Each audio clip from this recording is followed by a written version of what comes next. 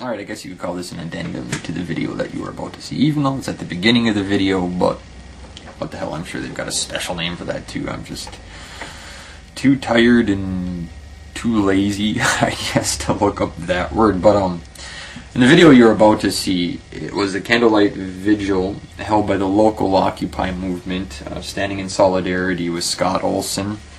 It was actually a very interesting night in that it started out in solidarity with Occupy Oakland, and Scott Olsen, who was the young man who served 2 tours of duty in Iraq, never got a scratch, came back, exercised the freedoms that he was protecting while serving abroad, and, well, he took a tear gas canister to the head.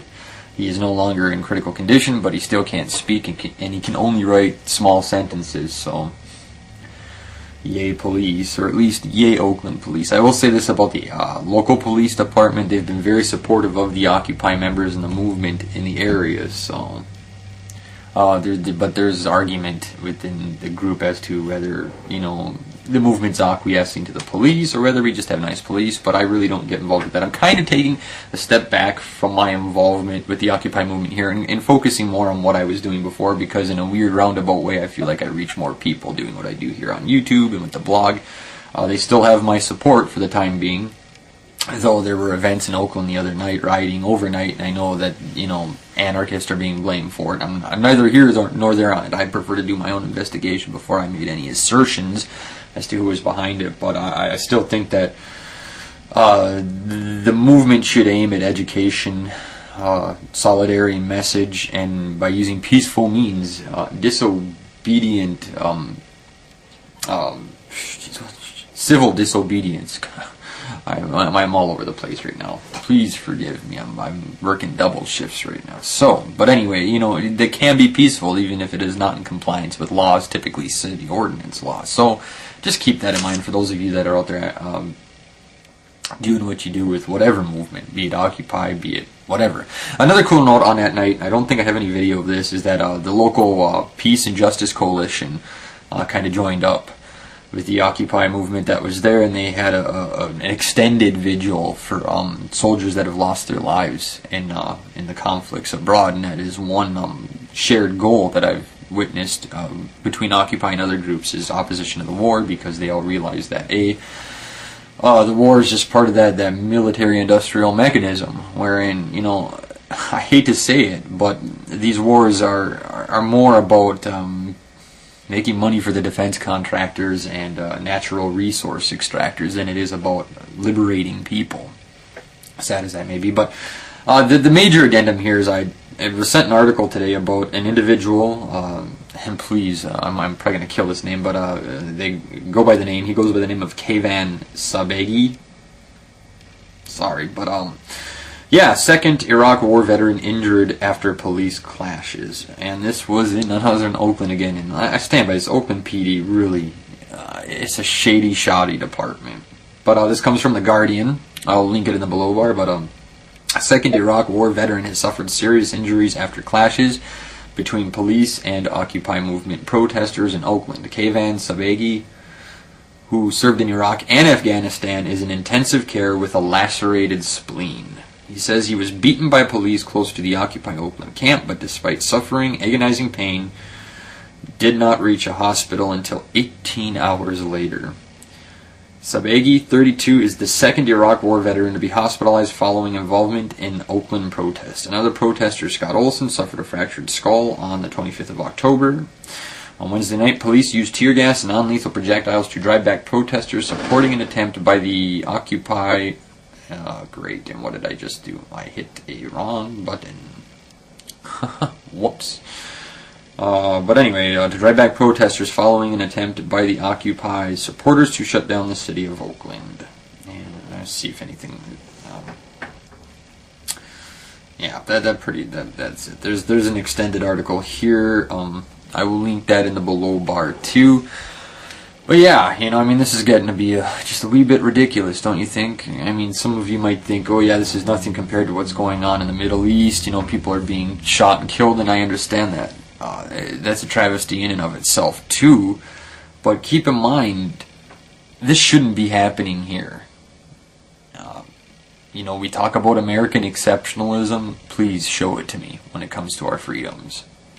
Yeah, we're kind of they're kind of going down the toilet, people. Protect IP bill, SOPA, Patriot Act, police brutality.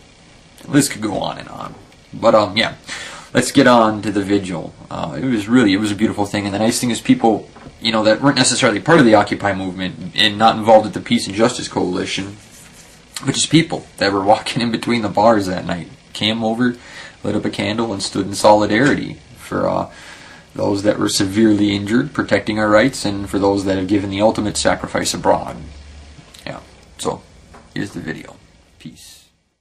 Alright, how's it going, everybody? I'm actually here with Occupy Appleton right now. They're beginning their Candlelight Vigil for Scott Olsen, and I know that the 24-hour news cycle goes by like that, but for those of you that don't know, Scott Olsen was involved with Occupy Oakland. He was there during the crackdown about a week and a half ago. What's interesting about Scott Olsen in particular was that he served 2 tours in Iraq, within which he didn't get a scratch. He served 2 tours protecting our rights, and then he comes back here, exercises his own, and takes a tear gas canister to the head. Thank you, Oakland PD. And, well, he was in critical condition for 3 days. He's in stable condition now. He cannot speak, and he can only write short sentences. So, you know, that's Oakland PD's way of thanking our veterans. But people seem to be trickling in. It started out with just like 5 or 6 people, and in a matter of about 15 to 20 minutes, they're up to about 20, 25. I'm guessing that that's going to continue to grow. We do have media coverage here besides what I'm covering.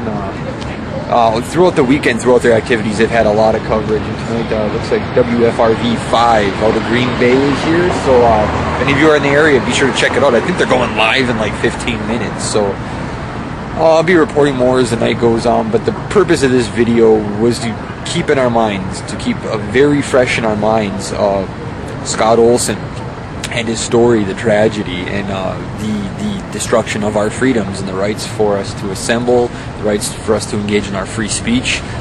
These are things that we shouldn't forget, and these are things that we shouldn't let the 24-hour news cycle simply sweep away. There's too much of that. I've referred to the USA as the United States of amnesia quite often because that's the way it seems a lot of the time. So yeah. I'll be touching back in with some other news stories throughout the evening, but that's all I got for now. Later. Peace.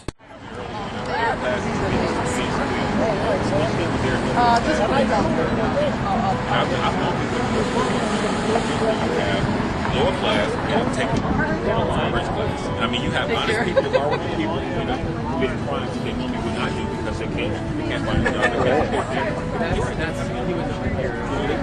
Yeah, I don't know, he's just taking pictures, but he's kind of right here. Because I was looking at it too, I'm like, no way.